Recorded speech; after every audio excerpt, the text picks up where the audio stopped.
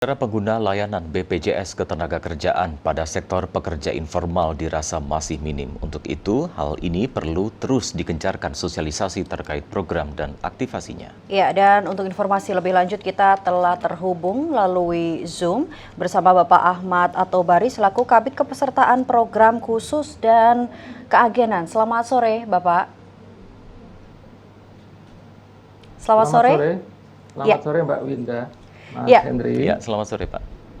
Ya, baik Pak Atobari, di tahun 2023 kemarin untuk pekerja ataupun jumlah kepesertaan BPJS sektor pekerja informal totalnya ada berapa? Dan kemudian seperti apa target di tahun 2024 ini?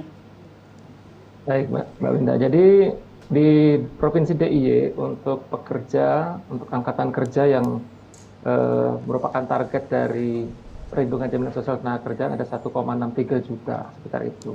Kemudian di tahun 2023 di bulan Desember itu yang sudah terlindungi baik itu pekerja formal, informal maupun jasa konstruksi ada 566.935 atau 34,71%. Nah itu untuk semua segmen. Sedangkan untuk segmen informal sendiri itu dari angkatan kerja pekerja informal ada sekitar 684.047 di Provinsi DIY itu sudah terlindungi sebanyak 101.092, 101.000, jadi sekitar 14,9%. Baik Pak Ahmad. Kira-kira untuk 2024 sendiri memang ada penambahan target kita diamanatkan oleh pemerintah untuk lebih memperbanyak pekerja informal. Kira-kira seperti itu Mbak Winda. Baik Pak Ahmad, tadi dikatakan bahwa manfaat dari peserta yang ikut BPJS Ketenagakerjaan ini banyak begitu, ada santunan bahkan sampai beasiswa kepada anak yang ditinggalkan begitu. Lalu ketika target masih belum melampaui apa yang diharapkan, apa yang kemudian menjadi kendala di lapangan Pak? Baik, memang pekerja informal ini memang tantangannya besar. Pertama, mungkin rendahnya literasi masyarakat ini mempengaruhi tingkat kesadaran mereka untuk melindungi diri mereka dalam program jaminan sosial ketenagakerjaan. Tentu penanganannya juga berbeda dengan sektor pekerja penerima upah. Misalnya kalau kita bicara pekerja di pabrik atau pekerja kantoran, pekerja di koperasi atau BUMN, mereka sudah otomatis diberikan tanggung jawab atau dipotong oleh pemberi kerjanya atau kantornya. Tapi untuk BPU ini memang karena ruang lingkupnya lebih luas, kemudian literasi masih rendah, ini memang butuh kesadaran individu untuk melindungi diri mereka dalam program jaminan sosial ketenagakerjaan. Kemudian yang kedua, untuk sektor informal ini tantangannya adalah kemampuan mereka dalam membayar iuran. Kalau kita lihat untuk pekerja formal itu, mereka karena digaji sudah dapat penghasilan tetap tiap bulan, mereka dipotong oleh bendahara gaji tentunya. Tapi kalau untuk informal ini memang ada yang mampu, ada yang tidak mampu. Kemudian yang ketiga mungkin regulasi ya, regulasi memang terkait jaminan sosial ini belum memadai sehingga itu belum bisa mendrive para pekerja informal ini terlindungi dalam program jaminan sosial ketenagakerjaan.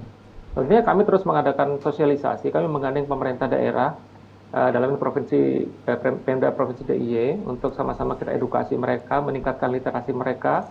Kemudian juga bagaimana pekerja rentan ini kita sama-sama gandeng ya untuk mereka bisa terlindungi dalam program jaminan sosial ketenagakerjaan. Nah, karena manfaatnya sangat besar tadi. Kalau kita melihat di yang pekerja informal ini, ketika mereka terjadi risiko kecelakaan kerja itu ditanggung dari pembiayaan pengobatannya, kemudian juga sampai dengan ketika meninggal dunia, ketika cacat, bahkan sampai anaknya mendapat beasiswa itu ditanggung oleh negara. Karena memang program jaminan sosial ketenagakerjaan adalah program negara. Kemudian juga di situ ketika yang bersangkutan meninggal dunia, ahli warisnya juga mendapat santunan. Dan mereka juga diberikan kesempatan untuk memiliki tabungan ketika mereka sudah tidak bekerja lagi. Nah tentunya manfaat-manfaat yang luar biasa besar itu merupakan tugas kita bersama sesuai dengan amanat undang-undang untuk bagaimana meningkatkan coverage perlindungan jaminan sosial ketenagakerjaan.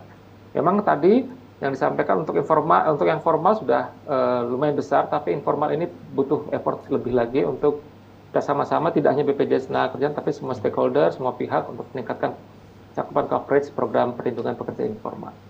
Ya, Baik, kemudian untuk biayanya sendiri mungkin bisa disampaikan Pak, apakah juga nantinya akan berbeda begitu dengan pekerja formal ataupun sama Pak? Apanya ini? Untuk biaya iurannya sendiri. Oh, biaya iuran.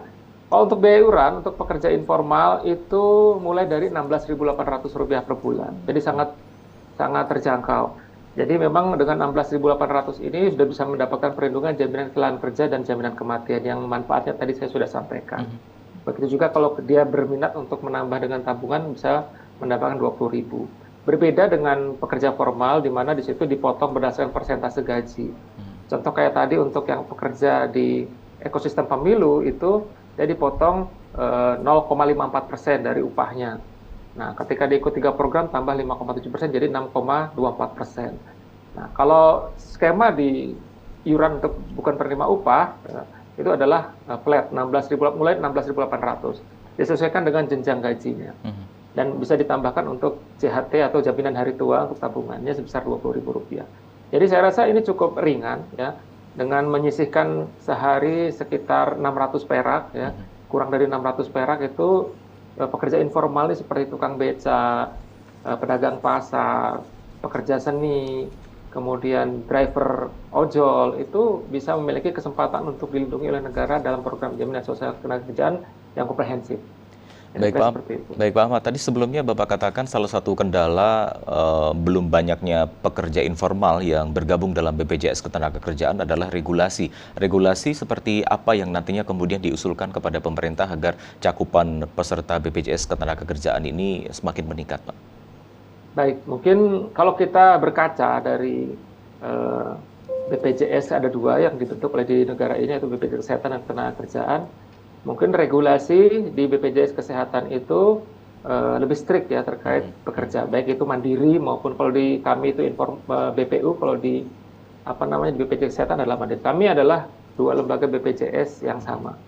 Tapi memang selama ini kami berupaya untuk membuat regulasi agar bisa inline-kan dengan beberapa pelayanan. Misalnya di situ ada pelayanan di PTSP atau apa sehingga mereka bisa dapat akses di situ, lebih mendrive mereka, mengarahkan mereka untuk terlindungi dalam program jaminan sosial ketenagakerjaan. Begitu juga regulasi untuk perlindungan pekerja rentan. Nah, ini memang sedang digagas, bahkan Wakil Presiden pada saat penyerahan paritrana itu memang mengarahkan agar pemerintah daerah ini dapat meningkatkan kepeduliannya melalui program paritrana atau perlindungan jaminan sosial pekerja rentan. Nah, itu kepedulian Pemda di situ, yaitu salah satu adalah dengan pembentukan regulasi. Saya sudah amanat Impres nomor 2 2021 tentang optimalisasi penyelenggaraan jaminan sosial ketenagakerjaan. Memang pemerintah daerah ini didorong untuk mensupport program jaminan sosial ketenagakerjaan itu baik dari regulasi maupun dari segi penyelenggaraan. Oke, baik. Kemudian seperti apa Pak upaya dari BPJS Ketenagakerjaan sendiri terkait pekerja formal supaya pekerja formal maupun pekerja informal ini lebih mudah dalam mencairkan klaimnya, Pak? Oke, memang pelayanan prima kami memang komitmen untuk ini dikedepankan. Jadi pelayanan prima adalah kunci dari bagaimana kita memberikan pelayanan yang optimal kepada peserta. Tentu saja ketika dalam memberikan pelayanan, dalam program BPJS Ketenagakerjaan ada 3, misalnya dalam pengambilan JHT. Kami sekarang sudah melakukan pendekatan digitalisasi layanan. Tanpa harus peserta datang ke kantor, peserta ini sudah bisa melakukan klaim melalui layanan pengajuan klaim lewat sistem online, yaitu lapak asik. Jadi tanpa ngantri ke kantor. Jadi yang bersangkutan dapat mengambil tabungan JHT-nya, misalnya seperti Mbak Winda atau Mas Henry yang misalnya sudah jadi peserta BPJS Ketenagakerjaan itu bisa mengisi aplikasi lapak asik itu tanpa harus datang kantor, nanti akan cair langsung ke rekening. Baik. Itu. Kemudian yang kedua kayak misalnya jaminan kecelakaan kerja itu kami bekerja sama dengan Rumah Sakit PLKK, Pusat Layanan Kecelakaan Kerja. Jadi ketika yang bersangkutan terjadi kecelakaan, misalnya pekerja informal, itu tanpa harus membayar dulu, tinggal bawa kartu, itu sudah akan dilayani di rumah sakit kerjasama. Artinya lebih dimudahkan begitu ya, Pak ya? Kedepannya tetap berinovasi untuk meningkatkan layanan kepada peserta. Baik, terima kasih Bapak Ahmad At-Tobari, Kabid Kepesertaan Program Khusus dan Keagenan sudah bergabung bersama kami. Selamat sore, Bapak.